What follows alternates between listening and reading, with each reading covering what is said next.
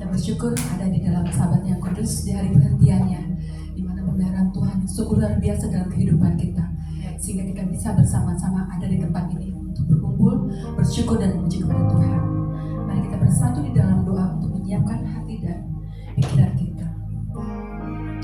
Terima kasih Bapa, baru kata Adonai Eloheinu melek haolam. Terima kasih atas anugerah-Mu yang Kau curahkan kepada keluarga kami, pada jemaat Elhai Bapa. Terima kasih atas kebaikan dan berkat-Mu. Terima kasih atas keselamatan belas kasihan-Mu yang sungguh luar biasa dalam kehidupan kami Bapa. Terima kasih Bapa, karena Engkau telah memberkati kami dengan berkat yang berlimpah, dengan berkat rumah tangga, dengan shalom baik-Mu Bapa. Di atas jemaat Elhai ini Bapa, kami beribadah Sabat-Mu, kami disegarkan kembali Bapa, dan kami mengundang hadirat-Mu Bapa. Kami mengundang Ruh Kudus-Mu Bapa ada di tengah-tengah kami Bapa. Terima kasih Bapa, kami mau terima kebenaran karena Engkau yang menguatkan kami Bapa. Terima kasih Bapa. Hanya di dalam nama Yesus HaMasiah kami berdoa dan mengucap syukur. Kami mau ibadah untuk kemuliaan Yesus HaMasiah kami berdoa. Amin. Bapak dan Ibu, saat ini ada para sabda rumah, yaitu persembahan. Mari kita persembahkan bukan hanya materi, tapi hati kita. Kita siapkan mulut kita dengan pujian, dengan sikap hati yang penuh syukur. Mari kita angkat pujian kita, persembahan.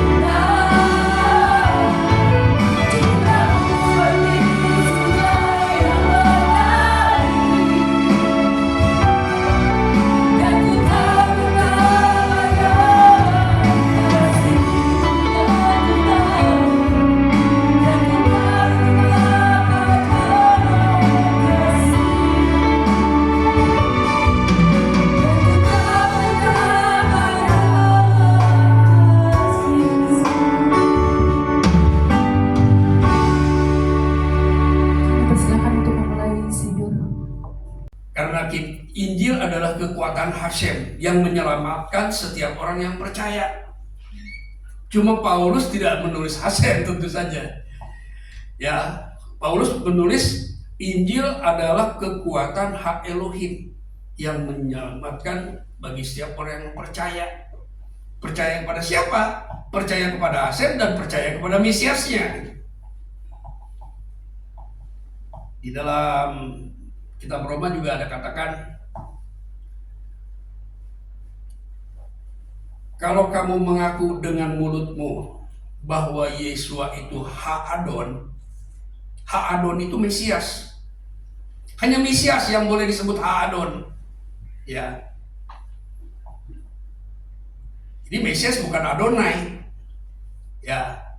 Mesias itu Ha-Adon. Barang siapa percaya mengaku dengan mulut bahwa Yesua adalah Ha-Adon dan percaya dalam hati bahwa Hashem telah membangkitkan dia, maka dia diselamatkan. Gitu ya, itu konsep Injil. Jadi yang membangunkan Yesua di kuburan pada hari yang ketiga itu adalah Hashem. Makanya di dalam Sidur itu ada penutup doa. Diberkatilah Hashem yang membangkitkan orang mati. Gimana bahasa Ibrani? Baru ata Adonai, Hamekaye, Hametim. Hanya Hashem yang membangunkan. Yesua tidak pernah membangunkan dirinya dari kuburan. Jadi kalau ada yang mengajarkan bahwa Yesus itu bangun sendiri, itu bukan Injil. Nah, dengan begitu orang jadi mengasihi Hashem karena Hashem telah membangkitkan Mesiasnya, membangkitkan imam besar. Jadi Mesias ini adalah gelar imam besar, bukan gelar raja. Karena di Israel tidak diperlukan raja, hanya diperlukan imam besar. Lalu kenapa ada raja di Israel? Itu keinginan Israel ya, pada zaman Samuel ya. Karena mereka kecewa dengan imam besar Eli dan keluarganya, maka Israel menuntut seorang raja. Itu melanggar Torah itu. Ya, itu melanggar Torah minta raja itu. Karena raja itu cuma satu, yaitu Hashem. Yesua menyebutnya Hashem itulah Raja Maha Besar. Itu dalam kitab Matius. Jangan kau bersumpah demi Yerusalem, karena Yerusalem adalah kota Raja Maha Besar. Maksudnya kotanya Hashem. Hanya ada satu raja di surga. Itulah sebabnya di dalam pemahaman mesianik ini jangan sampai dikacaukan ya. Karena ketika orang memaksakan bahwa Hashem itu menjadi manusia, maka terjadi kekacauan. Karena rohnya datang yang lain, ya, roh kekacauan. Jadi setelah Yesua mati dan dibangkitkan, lalu dia memperlihatkan bahwa dia sebagai imam besar itu hidup selama-lamanya, menjadi perantara bagi Hashem. Ya, menjadi perantara. Yesua bukan Hashem. Yesua itu perantara pada Hashem. Dalam bahasa Ibrani disebut Hamelitz. Ya, kita baca di dalam Yohanes pasal surat Yohanes 1 pasal 2 pasal 3 di situ. Yesua adalah seorang advokat, seorang melits, seorang perantara. Hashem itulah hakimnya. Ya, nah setelah Yesua mati, dikuburkan, lalu Hashem membangkitkan dia dan meninggikan dia dan mengaruniakan nama di atas segala nama. Yang mengaruniakan nama itu Hashem. Tidak boleh seorang Mesias mengangkat dirinya mempunyai nama, nggak boleh. Yang lebih tinggi yang mengangkat. Itulah sebabnya Hashem sangat meninggikan dia, supaya setiap lidah mengaku, setiap lutut bertelut, dan setiap lidah mengaku bahwa Yesua HaMasiah adalah Ha-Adon, bukan Adonai. Kenapa ada yang ajaran Adonai? Itu dari buku David Stern. David Stern mengajarkan bahwa Yesua itu Adonai. Yesua bukan Hasem. Yesua adalah Mesiasnya Hasem. Itu ya yang betul ya dalam Injil. Nah, jadi setelah Yesua ditinggikan, Bapa menggenapi janjinya mencurahkan rohnya yang dijanjikan kepada orang Yahudi. Roh Kudus dijanjikan bukan kepada gereja, kepada orang Yahudi. Lalu gereja mendapat bagian dalam roh itu, ikut mendapatkan roh itu. Tapi janjinya itu kepada orang Yahudi. Pada zaman Yehezkiel, aku akan mencurahkan rohku. Firman itu ditujukan kepada orang Yahudi, bukan kepada gereja.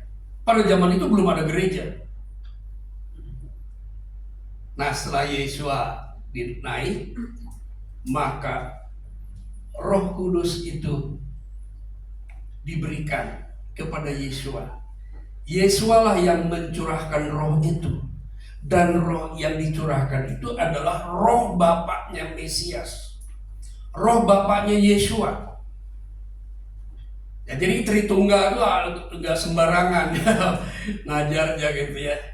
Itu ada itunya, ada kronologinya.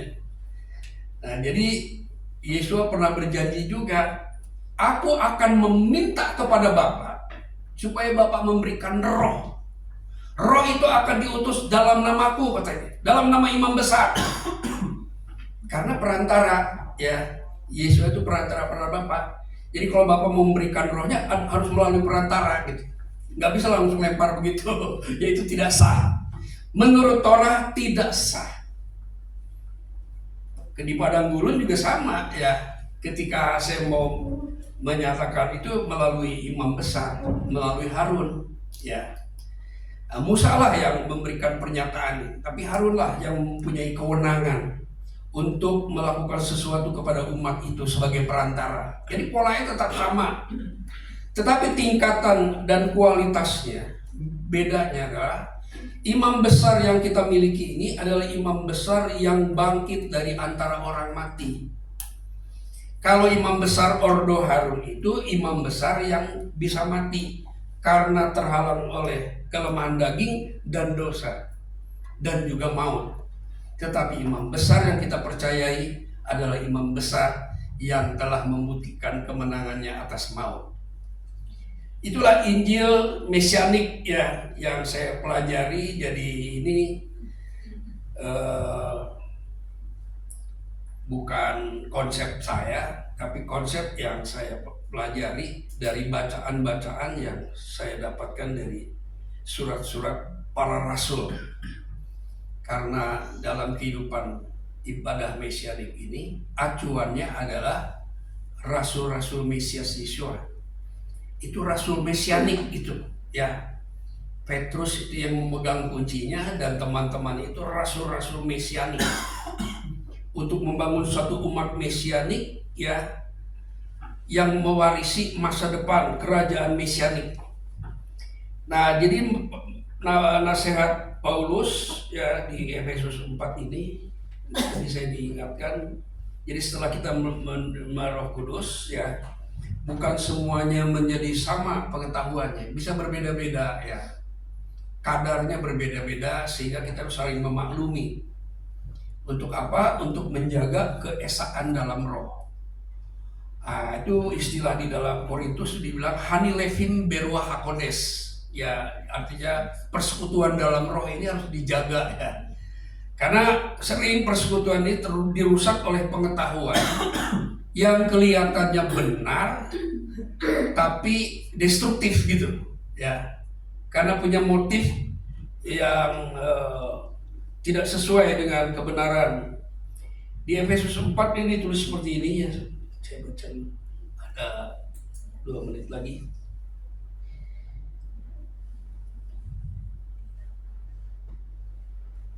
Jadi Hasem itu pertama kali mempersatukan ya itu dengan terumah itu ya di waktu di Padang Gurun. lalu berkembang ya. Persekutuan itu pada zaman Raja Daud ya, puncaknya itu dalam kehidupan Salomo, dan setelah itu mengalami kehancuran. Nah, itu pemulihannya ya, yang disebut pemulihan Pondok Daud eh, yang roboh ya, artinya tidak esak lagi gitu. Nah, keesaan ini pernah jadi keesaan Hasem dengan Mesias ini pernah putus. Kapan putusnya? Ada yang tahu? Itu di Golgota. Eli, Eli, kenapa kau meninggalkan aku? Maksudnya gini, Hasem, Hasem, kenapa kau tinggalkan Mesiasnya? Itu terputus tuh. Tapi pada hari yang ketiga esak lagi. Kenapa terputus? Karena Mesiasnya menanggung dosa. Ya, ya Bu. Itu julukan Mesias itu apakah hanya ditujukan untuk Yesus aja, Pak?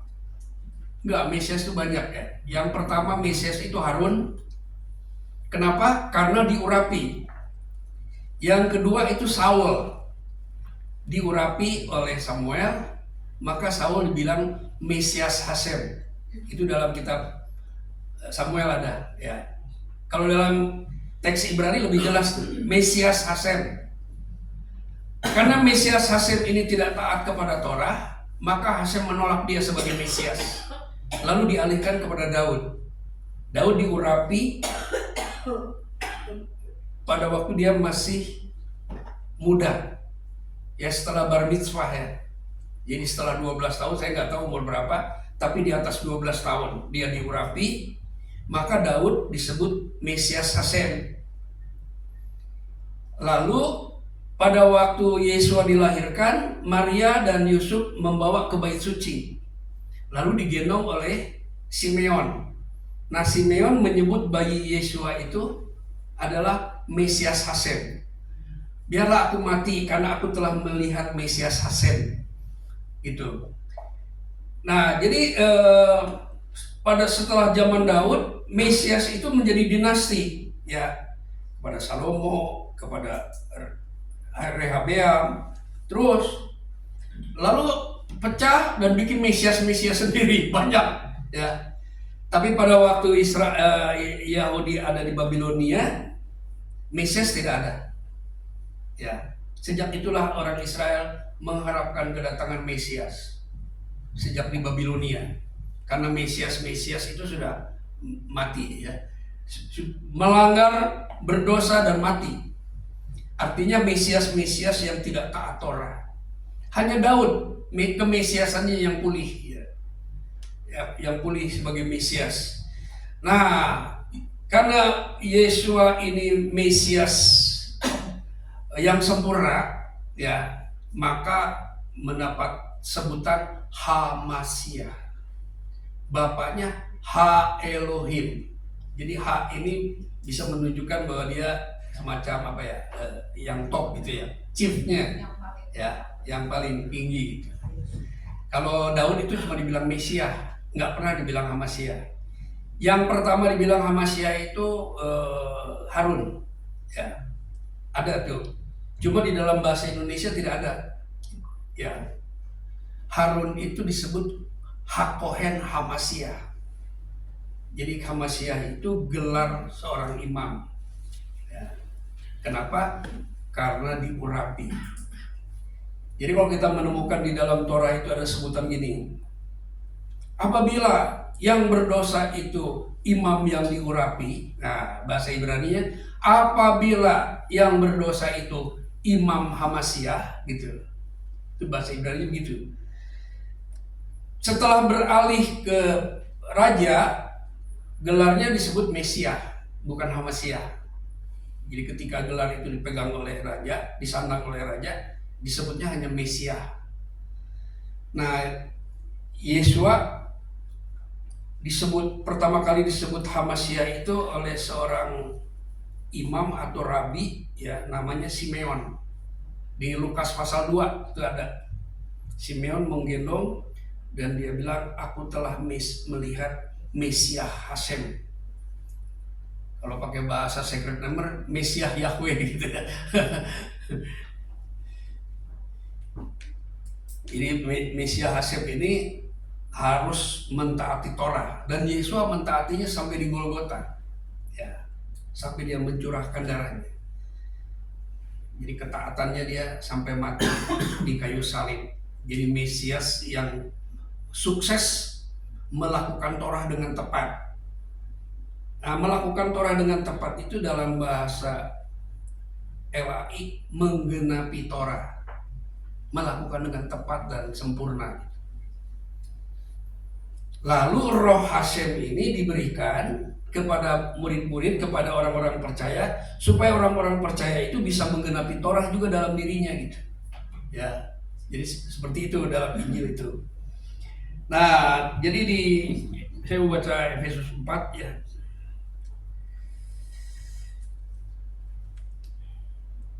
Efesus 4 ayat 2, hendaklah kamu selalu rendah hati, ya, lemah lembut dan sabar.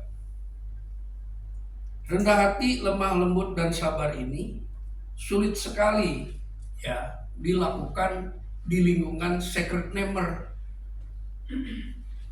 Itu saya alami itu ya. Karena mentang-mentang mengenal nama yang benar gitu, lalu dia merasa paling benar gitu. Salah. Itu sulit rendah hati itu. Di mana-mana mengalami kegagalan dalam kerendahan hati karena merasa punya pengetahuan yang lebih bagus dari orang gitu. Padahal nama itu sudah pertama kali dikenal oleh Firaun. Bukan di Jawa Tengah, bukan di Jawa Barat. Yang pertama mengenal nama Tuhan dari Musa itu adalah Firaun. Jadi dari dulu udah pada tahu nama itu. Kok yang sekarang merasa paling benar gitu, paling tahu. Nah, itu kegagalan dalam kerendahan hati. Saya ngalami itu ya. Lemah lembut, nggak kasar dalam menyampaikan itu. Terus sabar, ya. Jadi ketika orang belum sampai memahami, ya kita sabar. Ketika melihat orang masih berada di level-level yang dalam pandangan kita masih kadar tertentu, kita harus sabar gitu. Nah, ini perlu untuk apa di sini jelaskan? Tunjukkanlah kasihmu dalam hal saling membantu dan berusaha memelihara kesatuan roh oleh ikatan damai sejahtera. Jadi berusaha memelihara keesaan dalam roh. Itu dalam bahasa Ibrani begitu. Jadi kita esa di dalam roh, esa dengan Mesias, dan esa dengan Hasem. Itulah yang dibilang keesaan gitu. Ya. Jangan jadi mentang-mentang tahu nama Hasem lalu merasa dia aja, yang lain bukan apa-apa. Itulah yang terjadi ya. Maka kata Paulus bilang, pengetahuan itu membuat orang jadi sombong, tapi kasih itu membangun, katanya. Itu ayat begitu. Nah, jadi kalau pemahamannya itu benar, tidak akan menjadi tinggi hati gitu. Ketinggian hati itu karena memang pemahamannya kurang, tidak komprehensif, nggak menyeluruh, hanya satu aspek saja gitu. Lalu dia dari satu aspek itu dia merasa, bahkan dipilih-pilih bilang, hendaklah roh dan pikiranmu seperti yang terdapat di dalam Hamasiah. Ya, nah di situ diuraikan bagaimana orang-orang yang di dalam Hamasiah itu tidak menganggap dirinya lebih bagus dari orang gitu. Itu ada ya di kitab nasihat Paulus. Jadi Paulus ini adalah rabi mesianik ya, yang mengajarkan Injil mesianik. Ya, jadi kita ini memahami mesianik apostolik. Ya, kita ini, saya ada satu konsep namanya Semitik, Hebraik, Mesianik, Apostolik, singkatannya SEMA. Ya, kita jangan sampai kehilangan pegangan kita ya, karena ada ajaran-ajaran yang mengganggu keesaan ya, sehingga kita kehilangan persekutuan. Itulah yang ditakutkan oleh lembaga-lembaga ya. Jangan sampai pengajaran yang benar ini menimbulkan hubungan yang tidak ehat lagi gitu ya. Diberkatilah Ha Elohim Avinu, Bapa Tuhan kami Yeshua HaMashiach, yang mengaruniakan berkat-berkat rohani, hikmat yang berasal dari tahta kasih karunia Bapa, yang membawa kami untuk hidup bertumbuh di dalam kasih karunia dan pengenalan yang benar akan Ha Elohim dan Mesiasnya,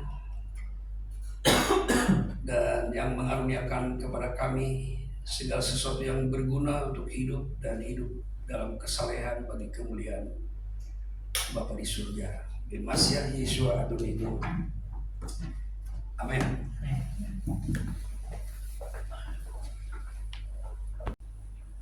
Kasih karunia, rahmat, dan damai sejahtera dari Ha Elohim Avinu dan dari putranya Yeshua HaMashiach Tuhan kita, kiranya akan selalu menyertai kita di dalam kasih dan kebenaran oleh pertolongan Roh HaKodes sampai Mesias Yeshua Tuhan kita datang kembali. Yepariheka Adonai Peismereka, Yair Adonai Panapeka Pikuneka, Isa Adonai Panapeka, Yasem Leha Shalom. Adonai memberkati engkau dan melindungi engkau. Adonai menyinari engkau dengan wajahnya dan memberi engkau kasih karunia. Ha Elohim Avinu Besem Yeshua HaMashiach menghadapkan wajahnya kepadamu dan memberi engkau damai sejahtera. Amin. Amin.